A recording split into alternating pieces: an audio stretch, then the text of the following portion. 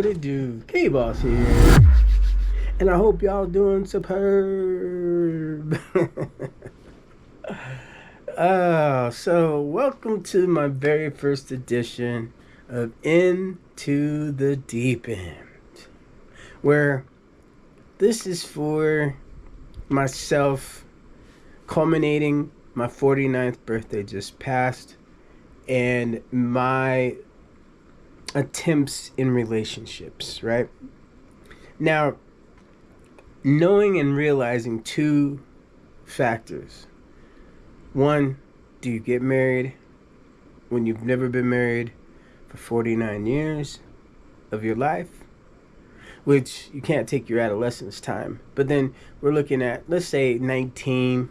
So 30 years in the game of relationships, dating, frolicking, having a good time. And you start to realize what's important. Now, as I sit back and contemplate my life and how do I want to proceed, what I didn't know is what's important. And what's important is, if you do decide to get married this late in the stage of your life, is it for love, companionship? You don't want to be alone. And I think that's mainly where most people get married, because they don't want to be alone. But before you make that decision, sir, because this is reflecting to men in my position. I mean, I understand there's men that are single that have been married before, so they've already been conditioned. But somebody who's like, that's just like putting a saddle on a horse that it's a whole adult life, never have been ridden before, and then you try to put a saddle on that mug, you're going to buck back a little bit, right? And I'm bucking back because I had to really take a look at some things. The first thing that I looked at is I'm an analytical person, like most men. I think most men are analytical, or should be. If you're not, Gen Xers understand what I'm talking about. Baby boomers, they're close to the either this or that down there. You know what I'm saying? So either way, I don't mean this, my thing. I'm talking about over here. But what states can generate revenue from marriages through several mechanisms is my featured understanding. So in this little video, I'm going to go over what the state makes money off of. And is it worth it?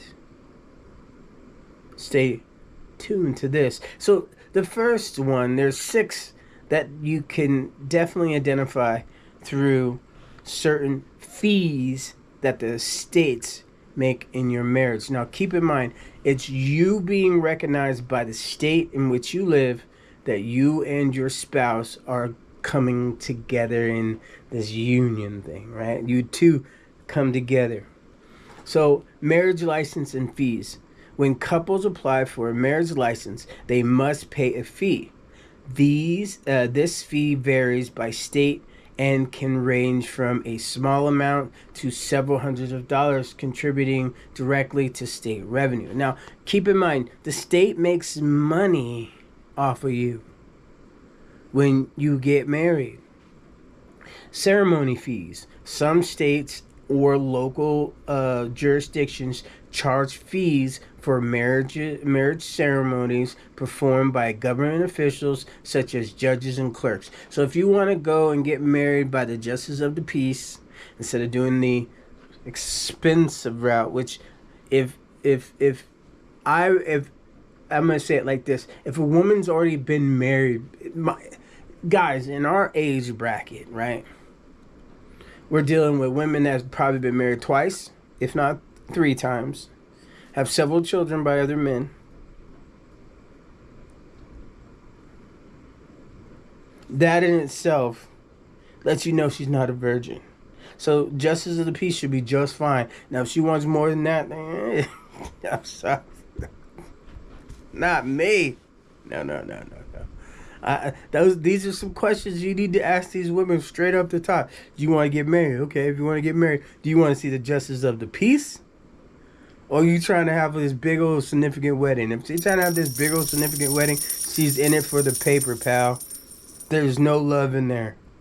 Because if she really loves you, she'll just take it, $700, go on a honeymoon, just you and her, fornicate a little bit, get the rub down nookies. That's even if you've already not even if you haven't hit it yet. And I don't know any woman at that age that's not trying to give up the rock salt.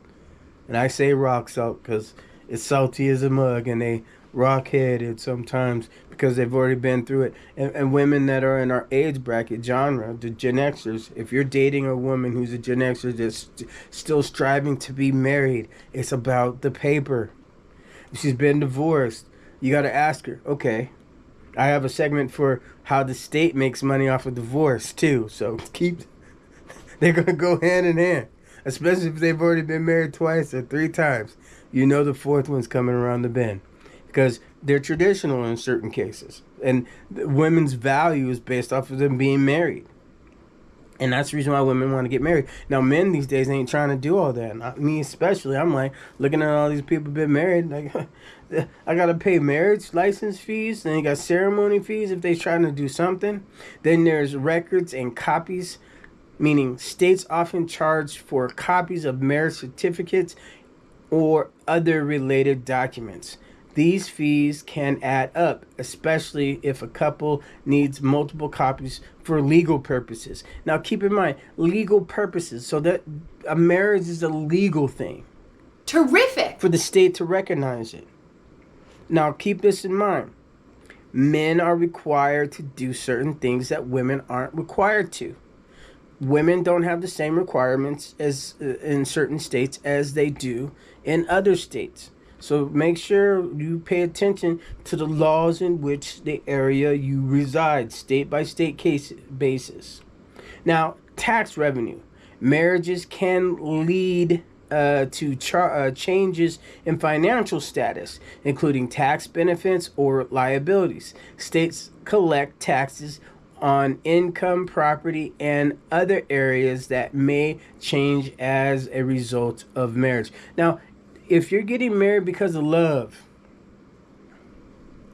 marriage, did you hear love anywhere in this? You will not hear love in any of this going on for marriages. The state doesn't care if you love each other. This is a legal and a financial scenario. Fees, taxes, just keep that in mind. Now, marriage counseling programs. Some states may offer or require pre-marital counseling or education programs, which can come with fees that generates revenue. So certain states, I don't know what states there are. You want to check your state, but I'm just letting you know if they have these kinds of things for you to get married, that you need to be aware of these things. Now, these are on record, okay? They're on record, meaning they record all this stuff so they know what's going on with you. Just keep that in mind. And then you got regulatory fees. States may charge fees for businesses that cater to weddings, such as venues,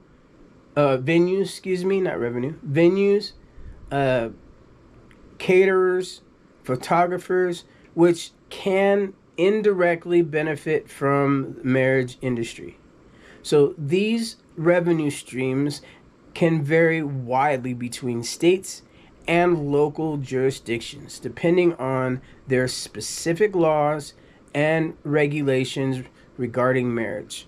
For those interested in a specific state's practices, check the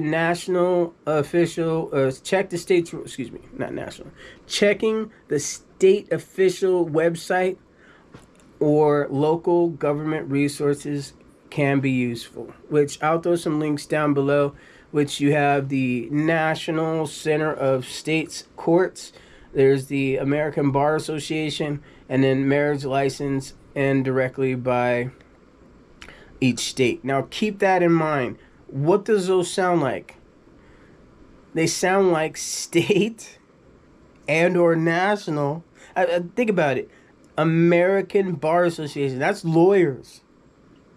So marriage is a lawful thing. It's not love to the state. State doesn't care if you love each other.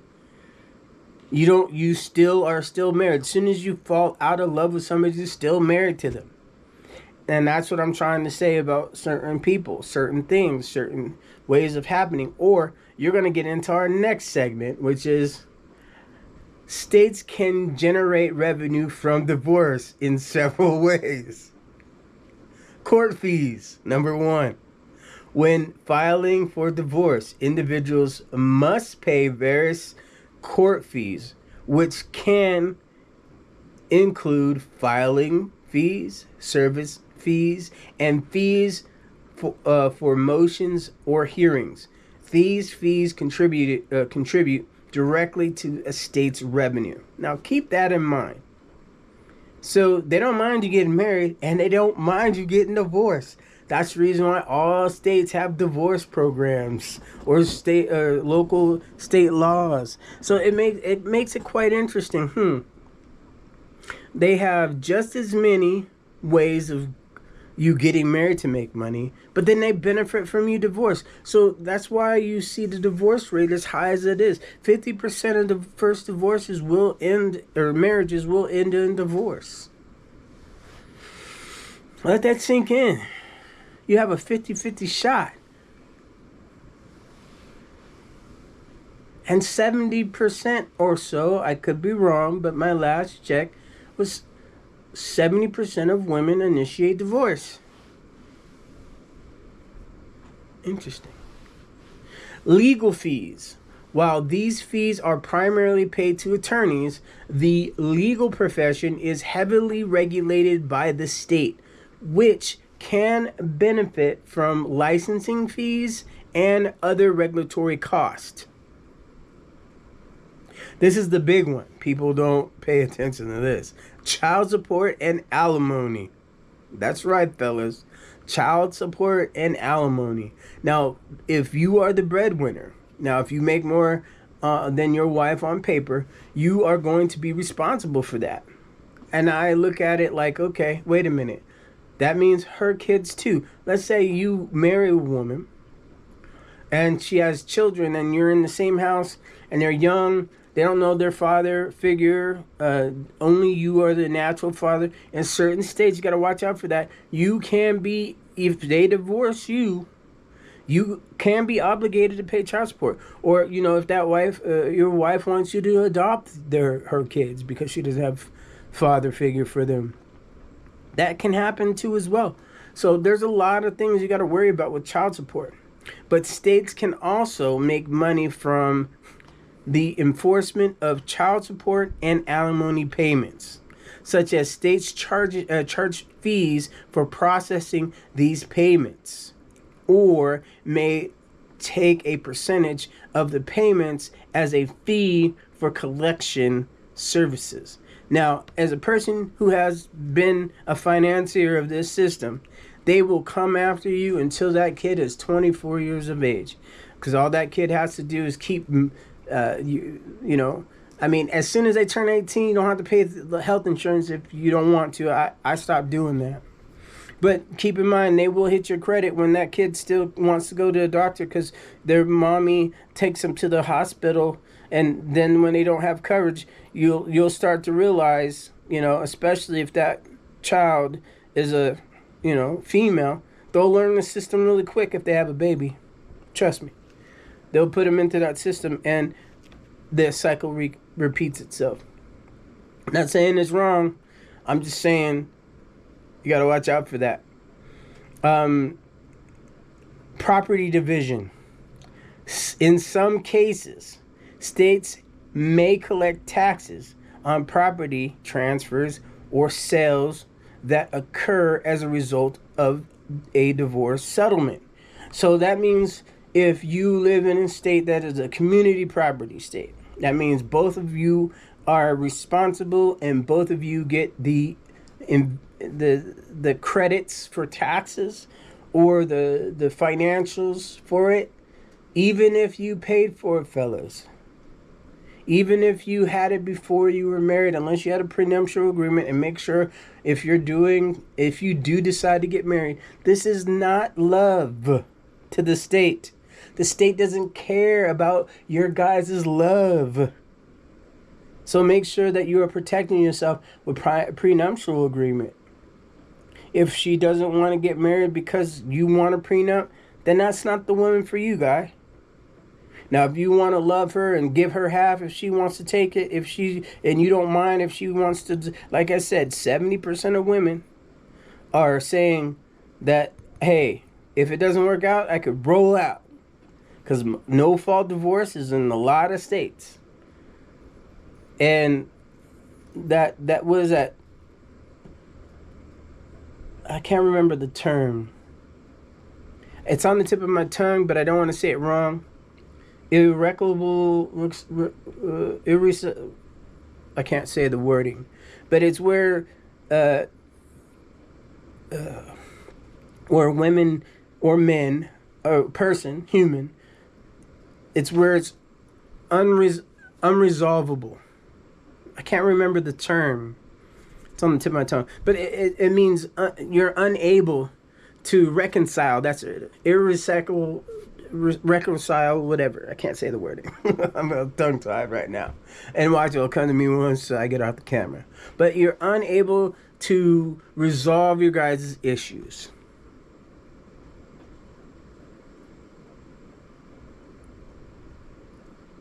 Especially if she wants to leave. Or he wants to leave. But, in our case, 70% of women typically are the ones leaving marriages. Then you have family court system. The establishment and the maintenance of family court system also can be funded by the state's budget, which indirectly ties to the state financial interest to the volume of divorce cases. And that's about 50% on the first one. If you get married, the second one, they say 65 to 70%. And then third marriages up as high as 80% plus to fail. So it sounds like the state doesn't mind you getting married multiple times, and they don't mind you getting divorced because there's no love in it. It's a business arrangement. It's a legal documentation. It's for taxes.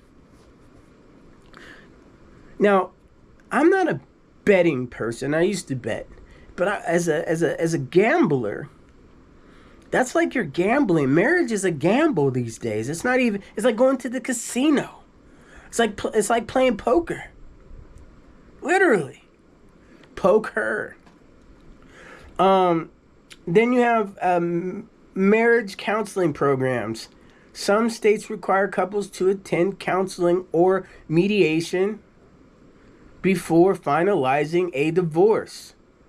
And these programs often come with fees that generate revenue for the state. So some states are like, okay. We don't want you to just get married and then divorce, married and get divorced, married and get divorced. We want to make a little bit more extra money, so let's make sure you go through a course. Can't make this shit up. So it's like, marriage is what? Is it a vow of loving somebody? Or is this a financial agreement that you're putting yourself on paper through the state that the state doesn't even ask you if you love each other? And this could be mandatory. Keep that in mind.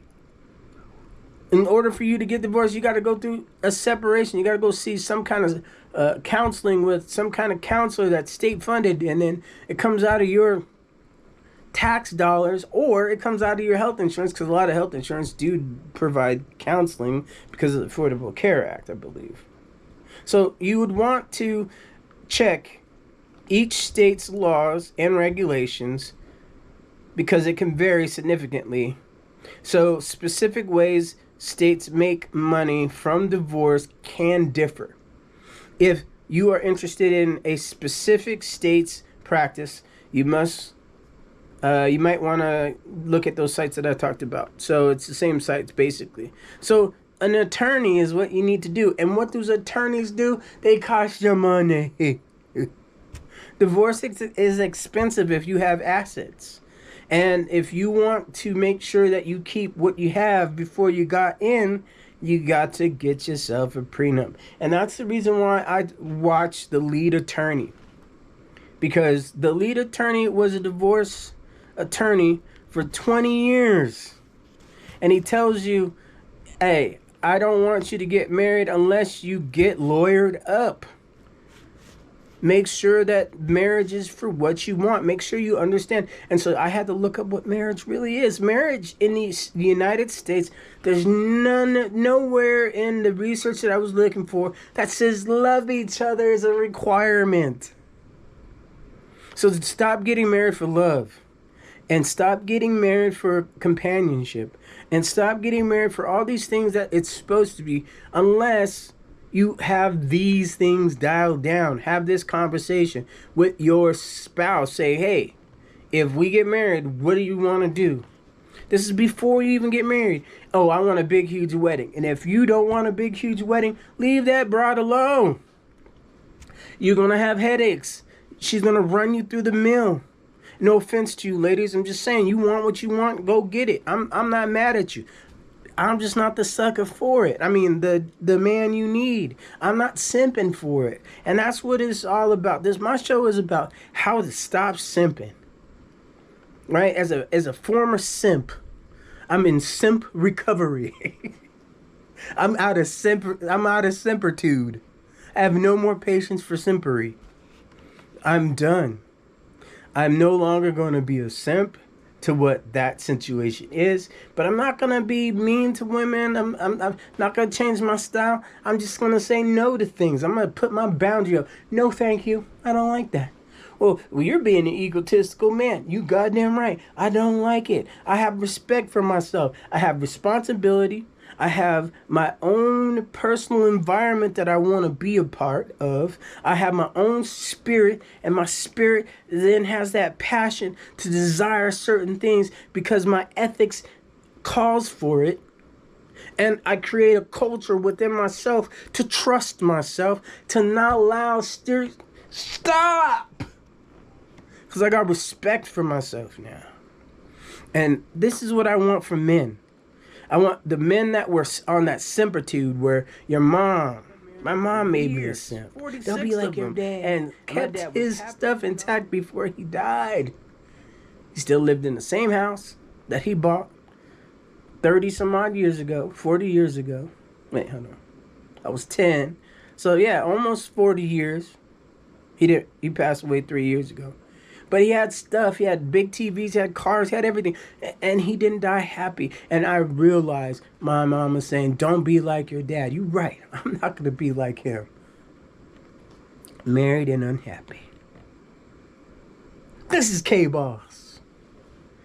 And I'm out.